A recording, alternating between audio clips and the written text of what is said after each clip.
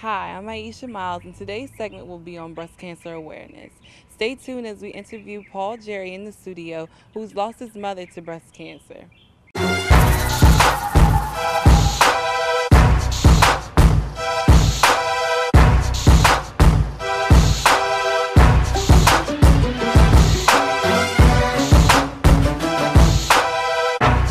So, we're back in the studios, and we're here with Paul Jerry.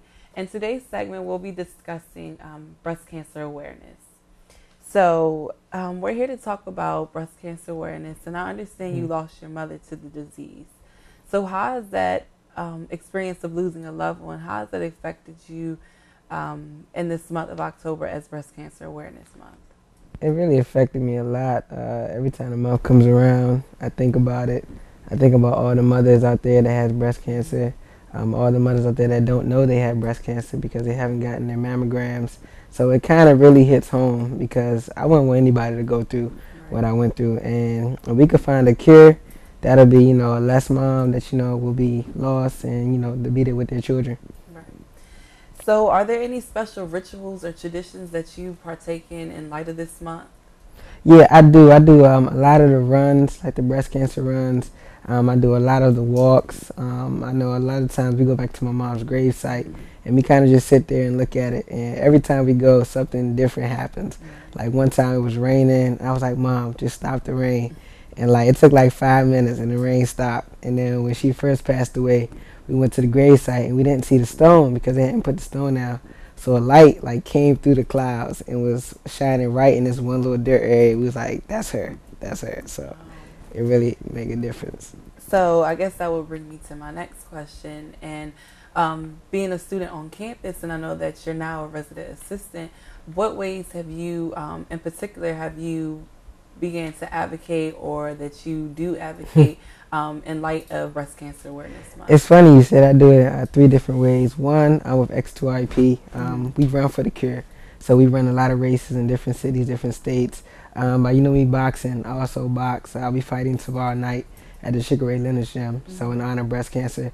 And I met her with SGA, Aware, and myself and Rez Life and Raina, and we're actually planning a breast cancer walk/run on October the 25th. So it's going to be campus-wide. It's going to start around 11 o'clock. We're working on trying to get the news and the radio stations to come down.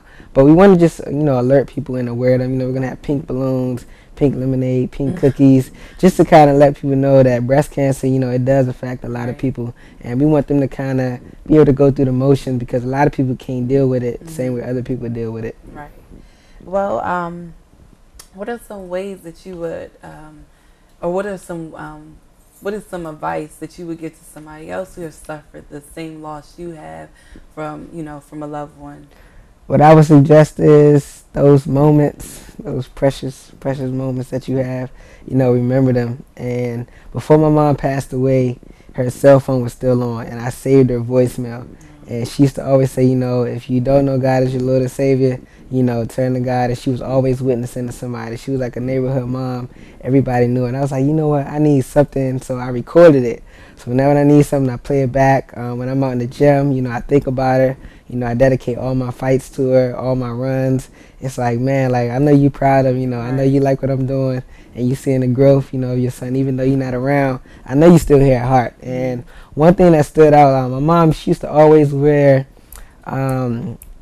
it's this thing called Love Spell from Victoria's Secret. So she used to always wear it. So I'm walking by the SSC, and this girl, she had, I said, what you got on? And she was like, Love Spell. I was like, oh my goodness. I said, that's the same as my mom used to wear. And I told her, I said, Lord, show me a sign. Like, I just need to feel her presence. And he sent that girl with that Love Spell, and like, it just brought back so many memories. And I just couldn't even fathom, what was going on. What has been your biggest encouragement, when coping with such a big ordeal such as that? Like, I would say family and my mentor, Mr. Metroman. When it first happened, he said, Paul, I know you're sad. He said, but you can't stop now. Because I didn't want to come back to school. They were like, Paul, you going to step in the step show? I was like, I don't know. But before my mom passed away, she was like, Paul, go ahead and step. Go to the concert. And I really wasn't going to go, but it kind of really helped me. And like when I'm boxing, I'm able to release stress. When I'm running, I'm able to clear my mind. So like whatever your passion is, if it's drawing, is this singing, just do it and do it in honor of that person, and that can kind of connect you, subconsciously with your loved one that you've lost. So what change would you like to see in the future of breast cancer awareness?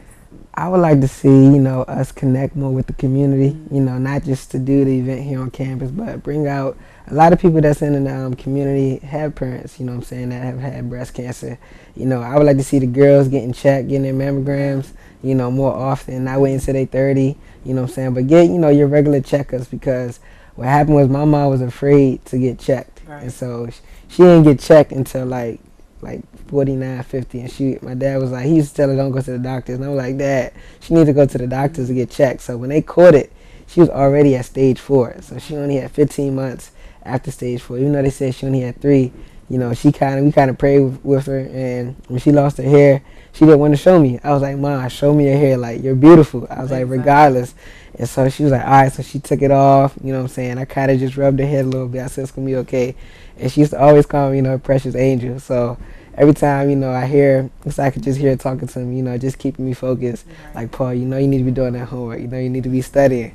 Now, what's going to happen when you get home. So it's kind of like I laugh because I know, she's in a better place. And then when 424 came on March the 7th, 2010, it was her last breath. So first thing I did was I just brought my sketchbook out and I just sketched it. And I sketched in the same shape that she was in right there. And I was like, I look at it today, I'm like, man, I did that like right after she passed away, and I captured that moment. She had like a tear dropping down her eye, and like she wasn't talking, but I knew that when she squeezed my hand, she was like, Paul, I'm good. So I was like, yo, thank you, Lord. I was like, it was touching, and I should be crying, you know what I'm saying? But it's understandable. I would say it's not easy. I always smile. A lot of times I'm protecting, my real feelings, what I'm saying? But like praying really helps a lot. Right. Like I'm like, Lord, just, watch out for me, what I'm saying? Mom, watch out for me. I always say like when you pray, that's when you talk to God, you know what I'm saying? And then when the Lord talks to you, a lot of times through other people. So you just got to be open. A lot of times when somebody died, you just want to just forget about the world and just, sob. But sobbing isn't going to bring them back, right. You know what I'm saying? So why not use that same force, that same energy that you used in sobbing for doing something positive? And so when I fought against Ireland, I dedicated that fight to him, and I won. And the guy that I fought against, he was like, yo, your mom proud of you. Well, I want to thank you so much for doing this segment. I know it, wasn't the easiest, but I really want to thank you because other people might be dealing with the same thing. So I want to thank you for coming on today. Thank you so much. Thanks, Aiesha. It was a pleasure. And now we're going to go out into the field to talk to other students about Breast Cancer Awareness Month.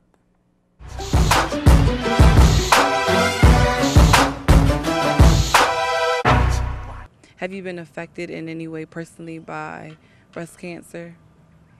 Not in my family, but because I grew up in a funeral home, and I still stay in touch with the people who bought our funeral home after my parents retired, I'm very aware of women losing their lives, and even young women losing their lives to breast cancer, and it's always shocking. There doesn't seem to be enough happening fast enough to find answers to protect people from that disease, and it's a tragedy that we have to keep working on. Have you been personally affected by breast cancer at all? Yeah, I actually have a lot of close friends whose parents passed away from breast cancer. Actually, my dean in my fraternity, his mom passed away when he was 6 years old, so it affects me because it's like he's a really close person to me. Right. So with you having close friends and family that have been affected, what coping mechanisms have you began to take, or what advice can you give somebody else who's suffering the loss of a loved one dealing with breast cancer? Okay, well, I'm actually starting this breast cancer poem. It's kind of like an awareness poem. I can read it if you like to hear it. That's fine. All right, I can do my phone. That's fine. I'm worse than sickle cell and HIV put together. Call me ferocious. Nah, call me breast cancer. How I infect mothers as if they were born with defects through genetics of mutated genes, abnormalities, like children forced to live without the mother who gave birth to this seed. Call me ductal carcinoma, another name for this disease. See, I have more faces than symptoms, so you better watch out for me. How women over 50 years old better watch out for my face in them dreams, but I'm more than just a reaper of the elderly. So be careful of my risk factors before I factor you into the game of roulette. And trust, I have more kick than a revolver. Without a person you can blame for pulling the trigger. See, I'm possibly deaf with no physical figure, so you better look out for me. Like, do you know your family tree? Because about 20 to 30% of women with breast cancer can find the traces of this disease in their family. Even if it was only colon or ovarian cancer, you could still be at risk. So this is not just a poem about learning the factors or learning about the facts. It's an awareness for you to know your status and learn what else you can do to prevent this from happening. Like, did you know drinking more than one glass of alcohol a day can increase your chances of disease? Or history shows that women who had radiation therapy or suffer from obesity can be more likely to attain this disease. But don't be frightened, because my God's designed a way for us to encourage our brothers and sisters and our mothers to get tested before it's too late, because doctors can remove the mass, especially if it's caught early. So don't make this common mistake thinking that this can never happen to me or them. But I'm sure millions have previously said the same thing, and I'm just want to take this time to say, YOLO, like the media says, they're right. You only live once, but let's not make it short. Today we interviewed Paul Jerry, Dr. Anderson, and Vicente Hernandez, and we learned some encouraging and uplifting and insightful things on the matter of breast cancer. I know for me, I want to see more girls on campus getting tested and being more aware of the matters of breast cancers, because it's better earlier than late when it comes to breast cancer. So for more UMES videos, visit youtube.com/discoverUMES. See you next time.